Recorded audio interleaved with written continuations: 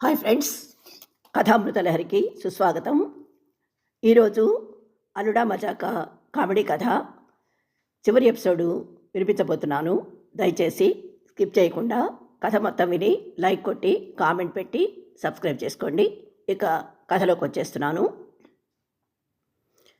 అదిరిపడ్డ అతగాడు గుమ్మల్లో నిలబడ్డ కూతుర్ని అల్లుండి చూడగానే చిక్కుడు గింజలంతా కళ్ళు చేసి, ఇదేంటి నేను ఇంకా రమ్మని ఫోనే చేయలేదు, అప్పుడే ఇంత హడావుడిగా ఊడిపడ్డారు, ఆశ్చర్యం వలకబోస్తూ అడిగాడు.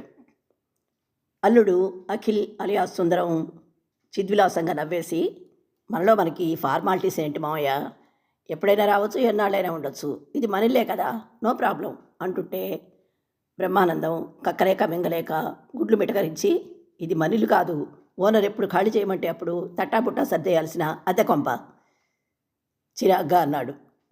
ఈసారి సుందరం పగలబడి నవ్వి, గుడ్ జోక్, ఇన్నేళ్ళు వచ్చిన మీలో సెన్స్ ఆఫ్ హ్యూమరు పిసరంత కూడా తగ్గలేదు, really you are great uncle అన్నట్లు మల్లవ అన్నమాట. మీ సినిమా ప్రయత్నాలు ఎంతవరకు వచ్చాయి, కాయా పండా మెల్లగా ఆరా తీశాడు. బ్రహ్మానందం మొహం వేలాడేసి, ఏం చెప్పరాలుడు, నటించాలన్న ఆశ మనసులో కోతిలా కుప్పిగంతులేస్తూనే ఉంది, కానీ వెదవది ఈ మోకాళ్ళ నొప్పులు నా బాడీని నత్తపురుగులా చతికిలబడేట్టు చేశాయి, ఏం చేయాలో పాలుపోవడం లేదు అంటూ నీరసంగా పెదవి విరిచాడు. సుందరం తేలిగా ఊపిరి పీల్చుకొని, వెరీ గుడ్, మిమ్మల్ని కుదురుగా ఇంట్లో కూర్చోబెట్టిన మోకాళ్ళ నొప్పులకు నా తరఫున థ్యాంక్స్ చెప్పండి. ఇక మీతో ఎలాంటి ప్రాబ్లం లేదు కాబట్టి మ్యాటర్లోకి వచ్చేస్తాను. ఈసారి విశేషం ఏంటంటే, ఎప్పట్లా పండక్కి మేము మీ ఇంటికి రావడం లేదు, మిమ్మల్ని మా ఇంటికి తీసుకెళ్దామని వచ్చాం. అక్కడ మీకు మంచి సర్ప్రైజు రెడీగా ఉంది, త్వరగా బయలుదేరండి ఊరిస్తూ చెప్పాడు. అల్లుడి మాటలకు రుక్మిణి ఆనందంతో ఉబ్బి తబ్బిబ్బవుతూ భర్త చెవి దగ్గర నోరు పెట్టి, విన్నారా, అల్లుడు మనకేదో సర్ప్రైజ్ ఇవ్వబోతున్నాడంట, ఏంటో అది అంటూ గుసగుసలాడుతుంటే బ్రహ్మానందం చిరాగ్గా బుర్రగోక్కుంటూ, సర్ప్రైజానా పొందా, అదేదో నా దుంప మొదలంటా తెంచి పడేసే షాక్ అయి ఉంటుంది, ఈ మహానుభావుడి సంగతి తెలిసిందే కదా, మీ ఇంటికి వస్తే మాకేం పెడతావు, మా ఇంటికి వస్తూ మాకేం తెస్తావని బాపతు సన్నగా కొనుక్కున్నాడు. తండ్రి భయం చూసి కూతురు సుబ్బలక్ష్మి, ఈసారి అలాంటిదేం లేదు నాన్న, మీరు సంతోషించే విషయమే, మీ అల్లుడు సరదాకి అమ్మను నిన్ను కాసేపు సస్పెన్స్లో పెట్టాలనుకున్నారు, కానీ మిమ్మల్ని టెన్షన్ పెట్టడం ఇష్టం లేక చెప్పేస్తున్నాను, ముందు కీస్ తీసుకోండి ఇందా అంటూ తాళం చెవులు గుత్తి చేతిలో పెట్టబోయింది. బ్రహ్మానందం వాటికేసి బెరుగ్గా చూస్తూ, ఇవెందుకు తల్లి, కొంప తీసి ఈసారి మీరు ఇచ్చే షాక్కి నాకు మూర్ఛరోగం వస్తుందని ముందే ఎక్స్పెక్ట్ చేశారా అనగానే, చచా అదేం కాదు నాన్న, మా ఆయన మీకోసం డబుల్ బెడ్రూమ్ ఫ్లాట్ కొన్నారు, ఈ కీస్ అవే అంటూ క్లారిటీ ఇచ్చింది. అతగాడు ఒక్కసారి ఆశ్చర్యంతో ఆవలిస్తూ, ఓ మై గాడు, ఇప్పుడు నిజంగానే మూర్ఛ వచ్చేలా ఉంది, ఓ చెరుకు ఎందుకైనా మంచిది ఆ తాళం చెవులు తీసుకుని నా గుప్పెట్లో పెట్టు, ఇన్నేళ్ళు లక్ష్మీదేవిని రామ్మ అని తప్ప పోమ్మ అన్న పాపాని పోని కూతురు అల్లుడు సడన్గా మన కోసం ఫ్లాట్ కొనడం ఏంటి, ఇది కలయా వైష్ణవమాయా అంటూ పీకల్లోతూ డైలమాలో పడిపోయాడు. మామగారి మొహం చూస్తుంటే పెద్ద కన్ఫ్యూజన్లో ఉన్నాడని సుందరానికి అర్థమై దగ్గరికి వచ్చి అనునయంగా భుజం తట్టి, కంగారు పడకండి మావయ్య, సుబ్బు చెప్పింది నిజమే, విషయం తెలియగానే మీరెంత షాక్ అవుతారో నాకు తెలుసు, ఎందుకంటే ఇంతకాలం మిమ్మల్ని జలగలా పట్టుకుని పీడించి మీ బ్యాంక్ బ్యాలెన్స్లో సగం స్వాహా చేశాను కదా, కానీ మీకు తెలియంది ఏంటంటే ఇదంతా చేసింది మీ మంచి కోసమే.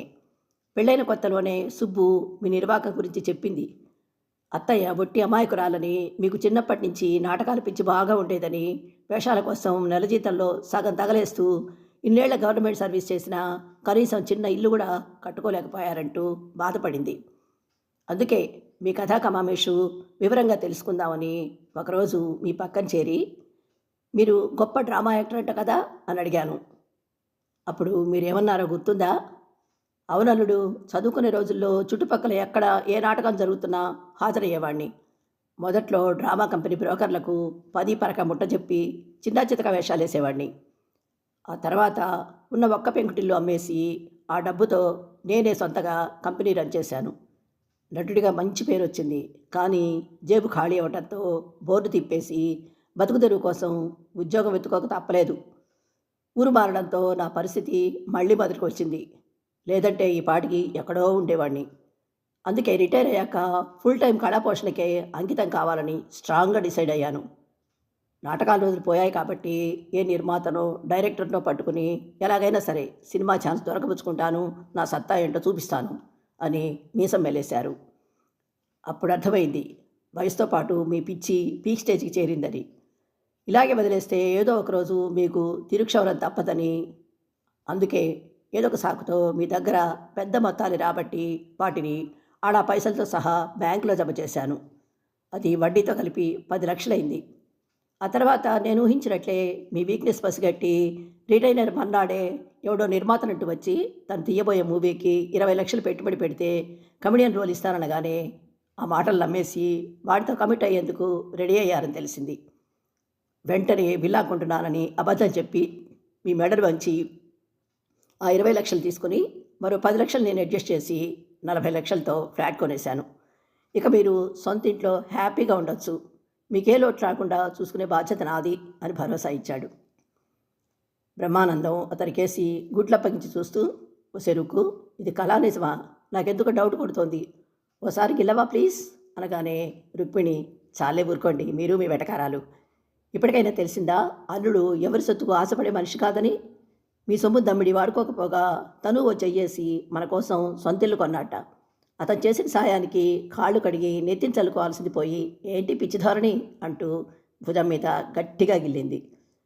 పెళ్ళాంగోళ్ళు చురకత్తులా దిగడంతో బ్రహ్మానందం భుజాన్ని అరచేత్తో రుద్దుకుంటూ, అబ్బా పూర్వజన్మలో నువ్వు కందిరిగవో గడుచేమో అయ్యుంటావే, అందుకే కండ ఊడొచ్చేలా గిల్లావు, పోలే నీ ధాటికి ఇది కల కాదు నిజమని అర్థమైంది అంటూ అల్లుడికేసి మెచ్చుకోలుగా చూస్తూ, అమ్మల్లుడు ఇంత మంచోడివి, అత్త మామల్ని పీల్చి పిప్పి చేసే ఆషాఢభూతిలా ఎంత బాగా యాక్ట్ చేసావయ్యా, ఏమో అనుకున్నాను నీలోనూ నాలాగే గొప్ప నటుడున్నాడు, ఇంత టాలెంట్ ఉన్నవాడివి సినిమాల్లో ఎంట్రీ ఇచ్చావంటే రేపు పాటికి తెలుగు ఫీల్డ్ను ఎడాపెడా దున్నేయటం ఖాయం, నా మాట విని వెంటనే ప్రొసీడ్ అయిపో అని సలహా ఇచ్చాడు. సుందరం సీరియస్గా మొహం పెట్టి, నా సంగతి పక్కన పెడితే మీకు చింత చచ్చిన పులుపు తగ్గినట్లేదు, కాబట్టి గృహప్రవేశం గిఫ్ట్గా ఓ పెద్ద కలర్ టీవీ కొనిస్తాను, ఈ బ్లాక్ అండ్ వైట్ టీవీ పక్కన పడేసి దర్జాగా అందులో రోజుకో పౌరాణిక సినిమా పెట్టుకొని ఆ పాత్రల్లో మిమ్మల్ని ఊహించుకుంటూ ఈ జన్మకిలా కృష్ణారామ అనుకుంటూ బ్రతికేయండి, అంతే తప్ప అమాయకురాలైన అత్తయ్యను బాధ పెట్టద్దు అని స్ట్రిక్ట్గా వార్నింగ్ ఇచ్చాడు. బ్రహ్మానందం బుద్ధిగా తలూపి, ఓకేరుడు ఇక ఈ జన్మలో వాటి జోలికి పోను, మా అమ్మ మీదొట్టు, కానీ వచ్చే జన్మలో ట్రై చేస్తే నీకే ఎలాంటి అభ్యంతరం ఉండదు కదా దీనంగా అడుగుతుంటే సుందరం ఒక్క క్షణం బితరపోయి, బాప్రే పురికి పుట్టిన బుద్ధి పుడకలతో పోతుందంటారు, ఈ నటరత్నకి 7 జన్మలెత్తినా ఈ బుద్ధి పోయేట్టు లేదని లోపలే నవ్వుకుంటూ, ఓకే నాకేం అభ్యంతరం లేదు అని పర్మిషన్ ఇచ్చేసి, అత్తయ్య త్వరగా వంట కారిస్తే తినేసి మనం వెంటనే బయలుదేరాలి అంటూ చల్లగా లోపలికి జారుకున్నాడు. కథ విన్నారు కదా, మరో కథతో త్వరలో మీ ముందుంటాను. అంతవరకు సెలవు. Thank you.